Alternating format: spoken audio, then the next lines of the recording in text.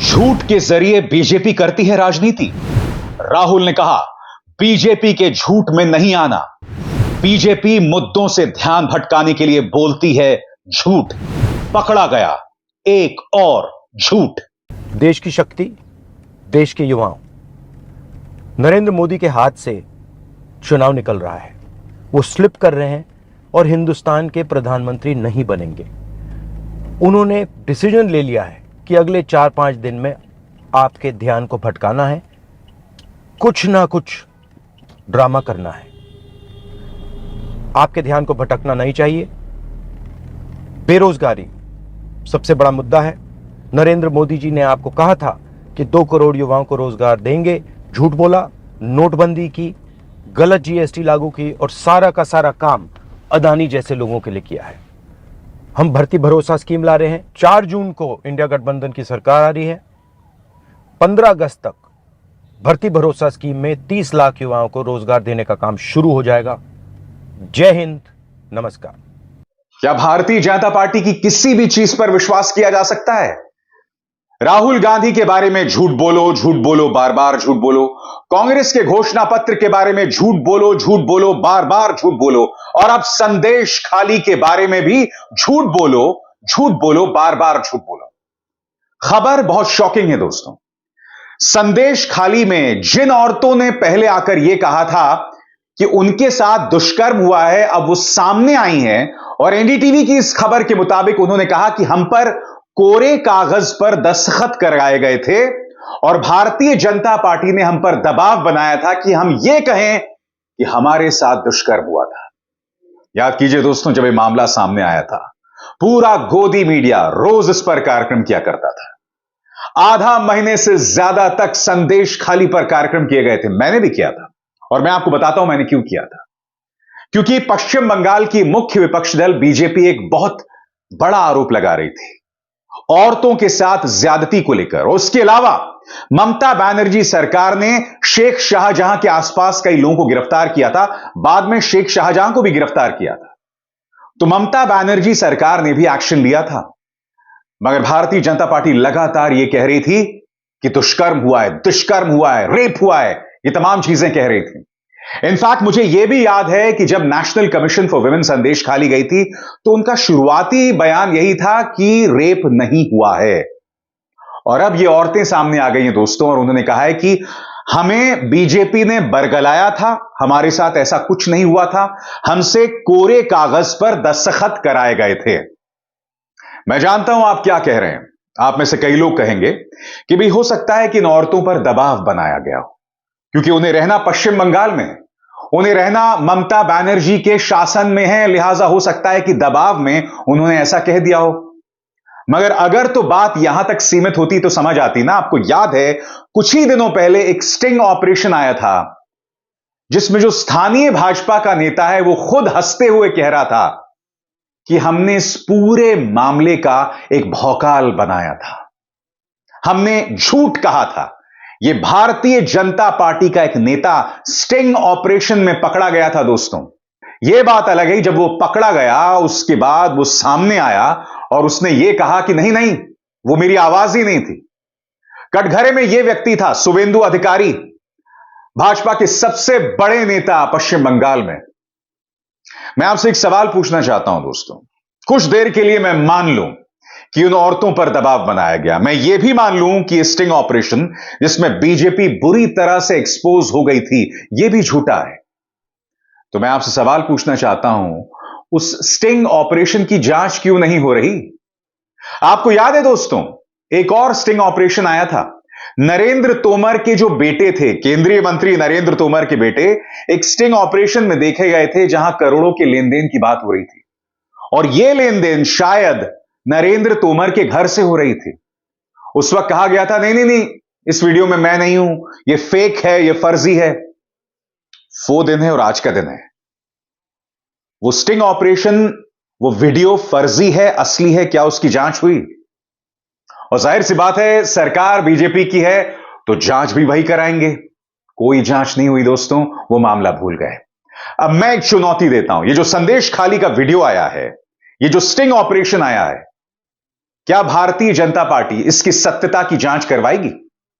10 दिन लगेंगे, 1 महीने से कम बचा हुआ है 4 जून को। भेजिए तुरंत इसे फॉरेंसिक लैब और जांच करवाइए। दूध का दूध और पानी का पानी अगले 10 दिन में हो जाएगा। मगर बीजेपी कराएगी नहीं, क्योंकि बीजेपी भी हकीकत जानती है। मैं नहीं भूला हूं, चाहे प्रधानमंत्री हो, चाहे गृह मंत्री अमित शाह हो, संदेश खाली पर इन्होंने कई इंटरव्यूज में अपनी बात रखी। तमाम सभाओं में प्रधानमंत्री लगातार बात कहते रहे, मगर आपका सिर्फ एक लक्ष्य था, अर्ध सत्य के सहारे, झूठ के सहारे ममता बनर्जी पर निशाना साधना। वो ममता बनर्जी जो अब इस मुद्दे को लेकर सड़क पर उतर गई है, पदयात्रा कर रही है, बता रही है कि किस तरह से भाजपा ने झूठ के सहारे पश्चिम बंगाल को बदनाम किया, उन्हें बदनाम किया। मैं आपसे सवाल पूछना चाहता हूं, अगर औरतों के साथ कोई नाइंसाफी होगी तो मैं अभिसार शर्मा उसे अपने मंच पर उठाऊंगा। याद कीजिए, संदेश खाली का मुद्दा मैंने उठाया था ना, कितने लोगों ने संदेश खाली का मुद्दा उठाया था। मगर अब हकीकत आपके सामने आ रही है, और यह हकीकत भी आपके सामने लाने की जरूरत है। सवाल यह कि भारतीय जनता पार्टी बार बार अलग अलग मुद्दों पर इस तरह से झूठ बोलते क्यों पकड़ी जाती है? कई मुद्दों पर लगातार झूठ बोलना, मसलन किसान आंदोलन करता है तो यह झूठ बोलना कि उसमें खालिस्तानी आ गए, सरासर झूठ। By the way, supreme court में एफिडेविट दिया था कि खालिस्तानियों का प्रवेश हो गया। क्या सबूत दिया? ठन गोपाल। शाहीन बाग के बारे में झूठ कि पाकिस्तान से स्पॉन्सरशिप मिल रही है, 5-5 रुपए में बिरयानी खाने वहां औरतें पहुंच रही हैं, सरासर झूठ। शाहीन बाग के बारे में यह भी कहा गया कि पाकिस्तान जिंदाबाद के नारे लगाए गए, वो भी झूठ। लगातार झूठ, बार बार झूठ। इनका सिर्फ यही तरीका है दोस्तों, लोगों के बारे में झूठ बोलो, बार बार झूठ बोलो, लगातार झूठ बोलो। और मोदी जी ने मंत्र दिया भी था ना, सुनिए। झूठ बोलो, बार बार झूठ बोलो, जो भी बोल सकते हैं सब झूठ बोलो। और इसी मंत्र का अनुसरण भाजपा कर रही है, पकड़ी जा रही है। मगर मैं आपसे सवाल पूछना चाहता हूं, जिस संदेश खाली पर गोदी मीडिया ने इतना बवाल किया था, अब उस मुद्दे पर खामोश क्यों है? मैं पूछना चाहता हूं, गोदी मीडिया अब इस मुद्दे पर खामोश क्यों है? क्यों चर्चा नहीं की जा रही है?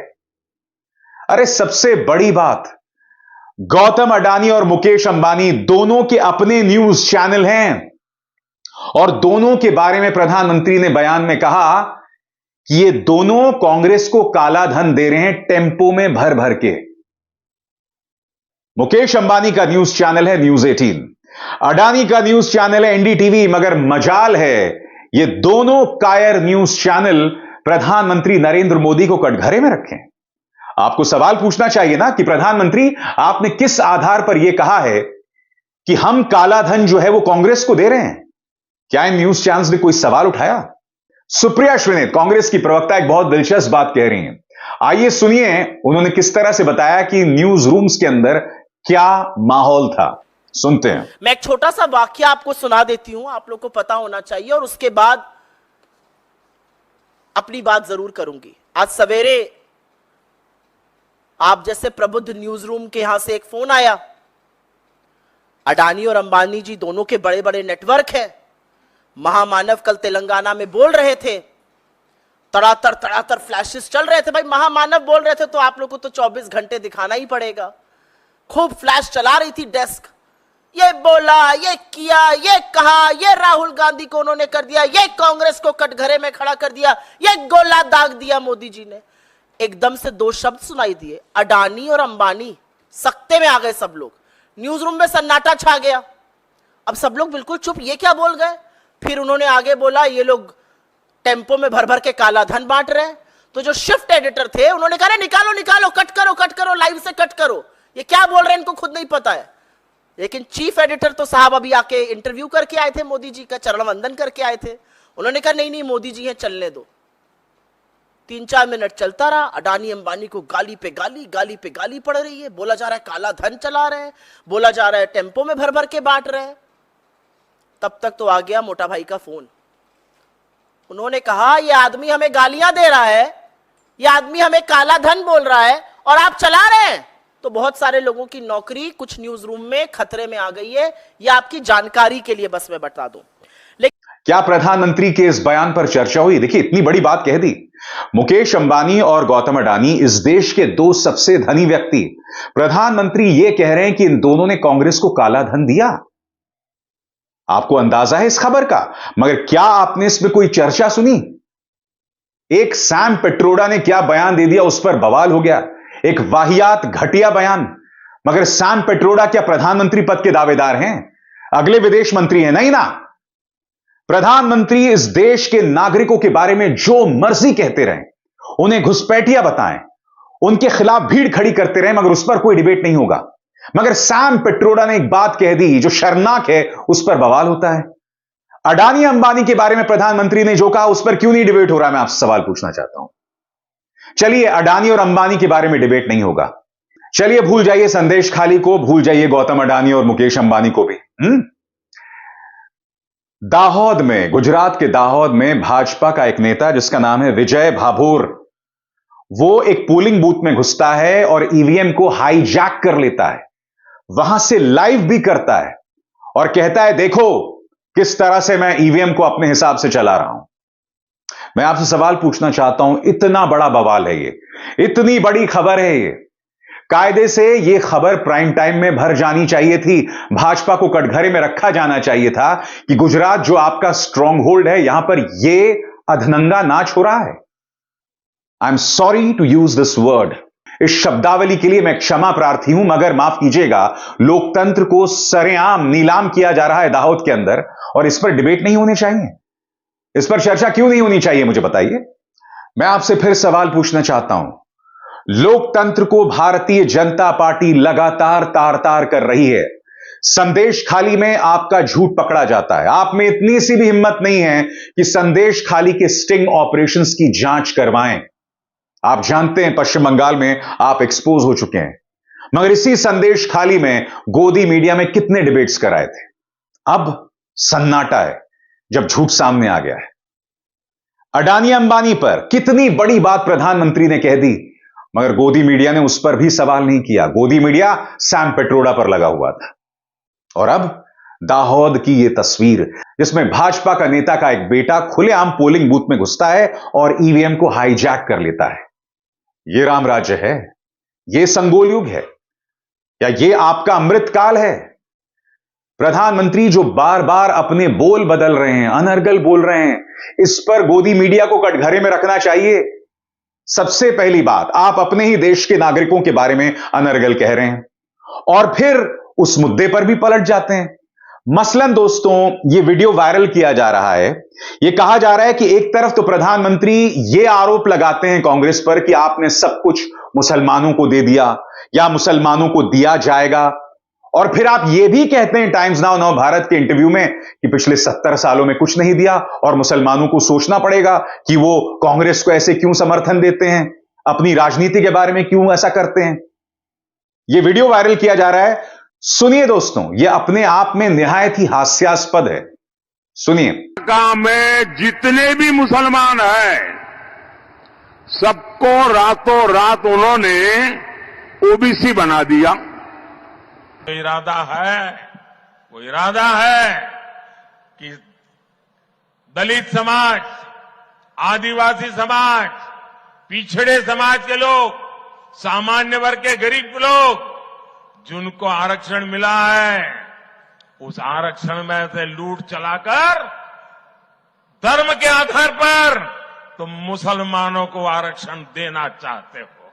मैं मुस्लिम समाज को कह रहा हूं, उनके पढ़े लिखे लोगों को कहता हूं, आत्ममंथन करिए, सोचिए। देश इतना आगे बढ़ रहा है, अगर कमी आपके समाज में महसूस होती है तो क्या कारण है?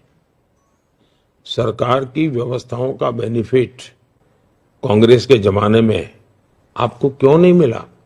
अब बताइए, आप किस प्रधानमंत्री पर विश्वास करेंगे? वो प्रधानमंत्री जो ये कह रहे हैं कि भाई कांग्रेस आपका सब कुछ जो है मुसलमानों को दे रही है, दे देगी, देती रही है, या फिर उनका दूसरा बयान कि भाई पिछले 70 सालों में मुसलमानों को कुछ नहीं मिला है, इसलिए उन्हें दोबारा सोचना चाहिए। प्रधानमंत्री, पहले फैसला तो कीजिए कि सच क्या है और झूठ क्या, उसके बाद आप किसी परिणाम पर पहुंचिए।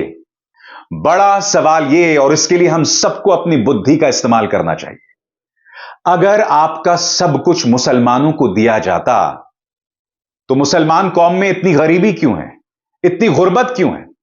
और मैं सिर्फ मुसलमान कौम की बात नहीं कर रहा हूं, गुर्बत गरीबी तो भारत में है ना, हर जाति हर धर्म में देखी जाती है। हम हिंदुओं में भी गरीबी गुर्बत है, पिछड़ापन है, मुसलमानों में भी है, सिखों में भी है, ईसाई कौम में भी है, सब में दिखाई देता है। तो कहने का अर्थ है कि अगर मुसलमान आपकी नौकरी छीन रहा है, आपका मंगलसूत्र छीन रहा है, तो उसके कोई परिणाम तो दिखाई देने चाहिए। पिछले 75 सालों में कोई परिणाम तो दिखने चाहिए, मगर इसको लेकर बवाल किया जा रहा है। तो मैं आपसे बार बार कह रहा हूं, हकीकत पर आइए, क्योंकि जब भाजपा आपको इन मुद्दों में उलझाकर रखना चाहती है तो आपके इंटेलिजेंस, आपकी बुद्धिमत्ता पर करारा तमाचा मार रही है। उसे लगता है कि आपको मूर्ख बनाकर आपका वोट हासिल किया जा सकता है, और ऐसा नहीं होना चाहिए। आप दीजिए आपको जिस मर्जी को वोट देना है, मगर मुद्दों पर दीजिए ना, झूठ के आधार पर नहीं बोलना चाहिए। और आपको सोचना चाहिए कि हमारे प्रधानमंत्री आए दिन बौखलाहट में इस तरह की बयानबाजी क्यों कर रहे हैं, क्यों झूठ बोल रहे हैं, क्यों गलत बयानी कर रहे हैं। सोचना पड़ेगा आपको। अभिसार शर्मा को दीजिए इजाजत। नमस्कार। स्वतंत्र और आजाद पत्रकारिता का समर्थन कीजिए, सच में मेरा साथी बनिए। बहुत आसान है दोस्तों, इस ज्वाइन बटन को दबाइए और आपके सामने आएंगे ये 3 विकल्प, इनमें से एक चुनिए और सच के इस सफर में मेरा साथी बनिए।